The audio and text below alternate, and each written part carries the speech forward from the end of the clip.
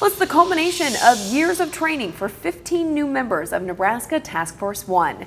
Today was their last exercise at the training grounds just off of South Street in West Lincoln for a structure collapse. The specific scenario was a parking garage collapsed and they had to stabilize what was left of the structure and then search for people. Channel 8's Anthony D'Agostino was there.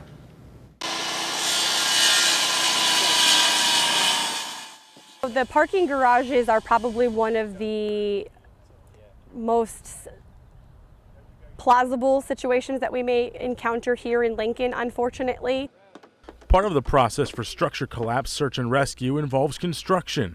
The team has to construct bracings to shore up any leaning walls that may fall on the rescuers. Portions of that structure are unstable, and so we need to shore those up to make sure that the scene is safe so that they can access the people that they need to rescue. For this exercise, they're practicing on cargo pod containers, but they set them up like they would be part of a structure of a parking garage. We have to think about what's in the parking garages. So when we simulated the parking garage, the intent was we called one of those the ticket office and one of them the attendant office.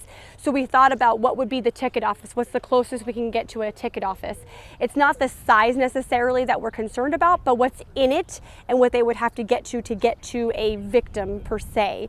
So that's what we're more looking at. It's pretty easy. We wanted to build a prop that's repeatable and something that's safe.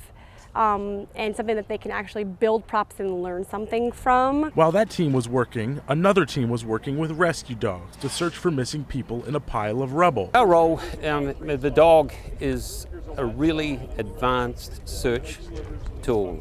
They are able to go into structures like this, collapsed buildings, areas tornadoes have hit, earthquakes, and go in and identify human scent in a very dangerous, unstable area. Members also had to practice cutting through metal and moving concrete. With the parking garage situation, sometimes they have to move things out of the way quickly before a crane can get there, so it's important for them to learn and practice how to do it. We have to be able to defeat and overcome any type of structural element, whether that's concrete, wood, and or steel.